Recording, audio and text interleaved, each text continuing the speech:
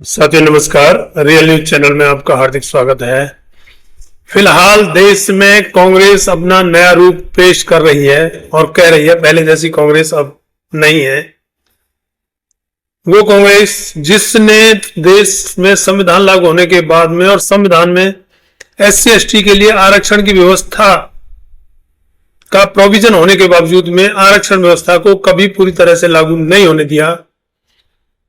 दलितों के कल्याण के लिए बजट में अलग से धन आवंटित करने के बावजूद भी दलितों के लिए वह धन खर्च नहीं होने दिया। OBC के लिए जो कमेटी बनानी थी, संविधान में आर्टिकल 340 की व्यवस्था की गई थी, उसके लिए कांग्रेस ने पहले तो कमेटी की स्थापना नहीं की या कमेटी नहीं बनाई।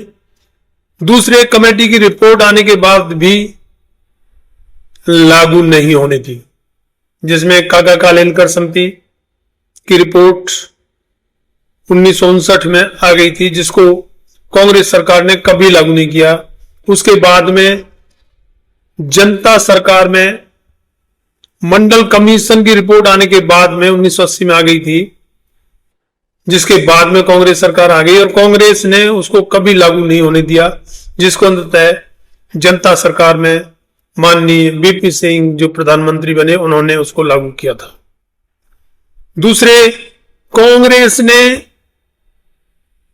आरक्षण व्यवस्था लागू होने के बावजूद भी सभी जगह पर आरक्षण को लागू नहीं होने दिया और दलितों का जितना नुकसान कांग्रेस कर सकती थी उतना किया, दिखाने के लिए चाहे कांग्रेस कुछ भी कहती रहे।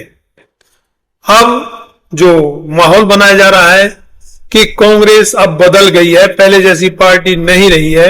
अब राहुल गांधी हैं जो जातिवार जनगणना की बात कर रहे हैं।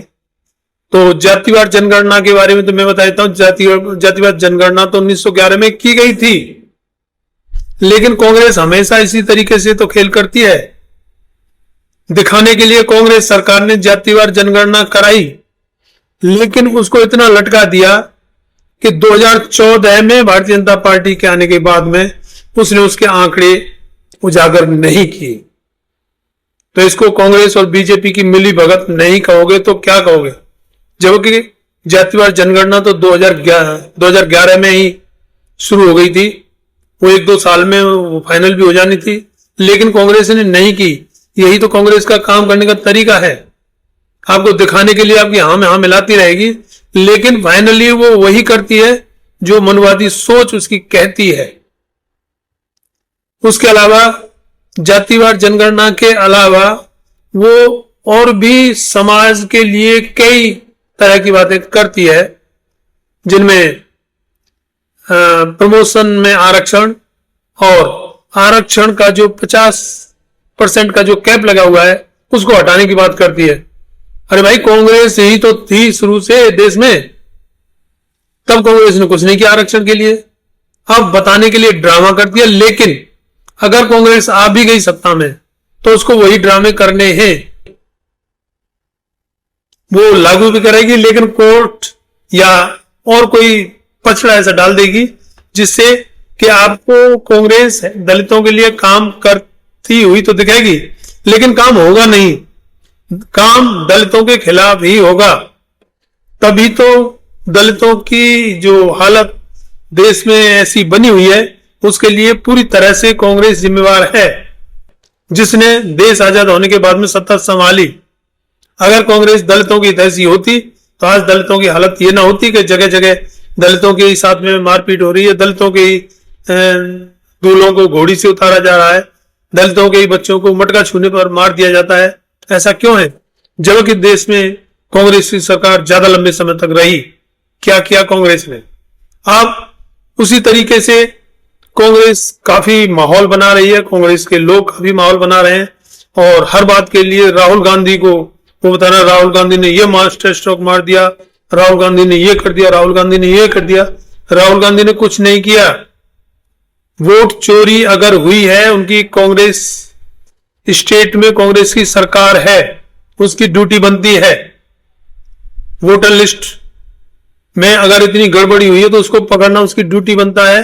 और कांग्रेस ने उसके ऊपर वोटर लिस्ट में अगर गड़बड़ी का खुलासा किया है तो साथ ही उसने ईवीएम के मुद्दे से लोगों का ध्यान भी हटाया है। क्या ईवीएम को दूध की धुली कह सकते हैं? जबकि राहुल गांधी कभी भी ईवीएम को हटाने की बात नहीं करते। ये ऐसी क्या मजबूरी है? दिखाने के लिए जी राहुल गांधी बदल गए। अरे राहुल गांधी के पहले यही कांग्रेस ईवीएम लाई थी, जबकि पूरे देश में ईवीएम के खिलाफ माहौल बना हुआ है। हर आदमी ईवीएम को शक के घेरे में मानता है और पूरा विश्व ईवीएम को मानता है कि ईवीएम को हैक किया जा सकता है। जो सरकार वोटर लिस्ट में गड़बड़ी कर सकती है, सरेआम चंडीगढ़ में उसमें चुनाव में जो उसने किया, सरेआम 8 वोट कैंसिल करके और भारतीय जनता पार्टी को जिता दिया, तो वो सामने कैमरे में दिखाई दे गया था। ईवीएम में तो ऐसा कुछ दिखाई भी नहीं देता है, चाहे कोई कितनी भी गड़बड़ी कर लो। लेकिन राहुल गांधी ईवीएम के खिलाफ बिल्कुल नहीं बोलते। तो ये मिली भगत नहीं है तो और क्या है? इसके अलावा अभी कर्नाटक में कांग्रेस की सरकार है जिसके सर्वे सर्वा राहुल गांधी हैं। कर्नाटक सरकार में जो खबर आ रही है, वहां के विपक्ष के नेता नारायण स्वामी ने आरोप लगाया है कि कर्नाटक में 42,000 करोड़ रुपए दलितों के कल्याण के लिए आवंटित किए गए थे, जिनमें से कोई पैसा दलितों के कल्याण के लिए खर्च ही नहीं किया। उसमें से 21,000 करोड़ तो अन्य कामों में खर्च कर दिए। उसके अलावा 14,000 करोड़ रुपए राहुल गांधी की गारंटी योजना जो चुनाव जीतने के लिए पिछली बार बताई गई थी उसमें खर्च कर दिए। और उसके अलावा 7,000 करोड़ रुपए समाज कल्याण को दिए, जिसने पूरे 7,000 करोड़ रुपए संविधान दिवस और अंतर्राष्ट्रीय लोकतंत्र दिवस मनाने के ऊपर खर्च कर दिए। तो इस तरीके से क्या कहेंगे कि कांग्रेस दलितों का क्या कल्याण चाहती है? दलितों के लिए 42,000 करोड़ रुपए आवंटित होने के बावजूद दलितों को मिला क्या? नील बटा सन्नाटा, जिस पर कोई बात नहीं करेगा। अगर ये 42,000 करोड़ रुपए दलितों के कल्याण के लिए खर्च किए जाते तो कितना उत्थान होता, कितना उद्धार होता। और इसी तरीके से पूरे देश में जब कांग्रेस सरकार रही थी, ये तो तभी से अलर्ट तो तभी से होते आ रहे हैं। धन तो आवंटित SC ST के लिए शुरू से ही होता रहा है, लेकिन वो धन खर्च कहां होता है? अगर इसको आप ढूंढेंगे तो उसका पता लग जाएगा कि कांग्रेस दलितों का कितना कल्याण चाहती है। बीजेपी या किसी अन्य पार्टी के ऊपर तो और क्या एलिगेशन लगाए? उनका पता तो है कि वो दलितों के विरोध में काम कर रहे हैं, लेकिन उससे भी ज्यादा खतरनाक कांग्रेस है, जो दिखाती तो यह है कि वो दलितों और पिछड़ों के लिए काम करती है, लेकिन वो हमेशा उनके खिलाफ काम करती है। संविधान बनते समय संविधान में आर्टिकल 340 ओबीसी के लिए बनाई गई थी, जिसमें उस समय की सरकार को ओबीसी की जातियों की पहचान के लिए एक कमेटी बनानी थी, जो ओबीसी जातियों की पहचान करेगी, जिसके आधार पर ओबीसी को आरक्षण दिया जाएगा, जिसको कांग्रेस लटकाती रही, जिसके ऊपर बाबा साहेब ने केंद्रीय कानून मंत्री पद से इस्तीफा भी दिया था। उसके बाद में कांग्रेस ने कमेटी बनाई भी, जिसका नाम काका कालेलकर समिति था, जिसकी रिपोर्ट 1959 में आ जाने के बाद भी कांग्रेस ने उसको कभी लागू नहीं किया। और उसके बाद में 1977 में जनता सरकार आने के बाद में जब जनता सरकार को कहा गया तो उन्होंने उसके बदले मंडल कमीशन फिर से बना दिया, और मंडल कमीशन की रिपोर्ट भी 1980 तक आ चुकी थी।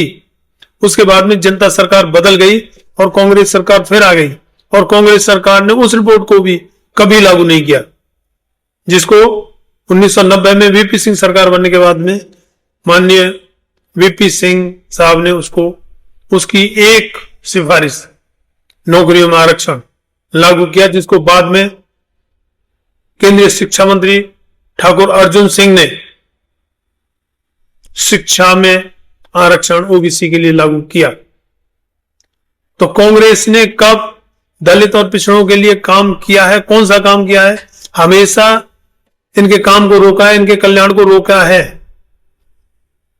ये सारी बातें मैं आपको बता चुका हूं, इसलिए कांग्रेस से बहुत सावधान रहने की जरूरत है। फिलहाल बिहार का चुनाव है और वहां बड़े मनु मीडिया द्वारा, और जो मनु मीडिया कांग्रेस की बुराई करती थी, फिलहाल राहुल गांधी को हीरो बना रही है, और जो लिबरल मनु पत्रकार हैं वो बीजेपी की तो बुराई करते हैं, लेकिन फिलहाल राहुल गांधी को हीरो बनाने पर तुले हुए। जो काम राहुल गांधी ने किया हो उस पर भी और जो नहीं किया हो उस पर भी। तो इसलिए इनसे सावधान रहने की जरूरत है। कांग्रेस कभी भी दलितों का, पिछड़ों का या अल्पसंख्यकों का कल्याण नहीं कर सकती। अगर करती तो अब से बहुत पहले कर चुकी होती, जब सबसे ज्यादा लंबे समय तक कांग्रेस ही सत्ता में रही। लेकिन उसके बावजूद भी दलित, पिछड़े और अल्पसंख्यकों का वही हाल जस का तस बना हुआ है। दलितों को कितना अत्याचार झेलना पड़ रहा है वो एनसीआरबी के आंकड़े देखने से पता लग जाता है। क्लास में बच्चे द्वारा मटका छू लेने पर उसकी हत्या कर दी जाती है। दलित घोड़ी पर नहीं चढ़ सकता, उसको घोड़ी से उतारकर मारा पीटा जाएगा, उसके परिवार को मारा पीटा जाएगा। दलित मूंछ नहीं रख सकता। क्या जंगल राज बनाया हुआ है, और ये सब कांग्रेस का बनाया हुआ है। क्योंकि देश आजाद होने के बाद में सबसे पहली जिम्मेवारी कांग्रेस की थी कि समानता लाए देश में। जब कांग्रेस ने मनुवाद को ही बढ़ावा दिया है, अंधविश्वास, पाखंड को ही बढ़ावा दिया है, वैज्ञानिक सोच का उतना विकास नहीं किया जितना करना चाहिए था। उसके बावजूद भी कांग्रेस के समर्थक कहते हैं जी अब कांग्रेस बदल गई है। अरे कांग्रेस बदल जाती तो कर्नाटक में अभी भी जो दलितों के उत्थान के लिए जो पैसा आवंटित था उसका खर्च दलितों के कल्याण के लिए करती, लेकिन उसने कोई पैसा दलितों के कल्याण के लिए खर्च नहीं किया, जब धन 42,000 करोड़ रुपए था।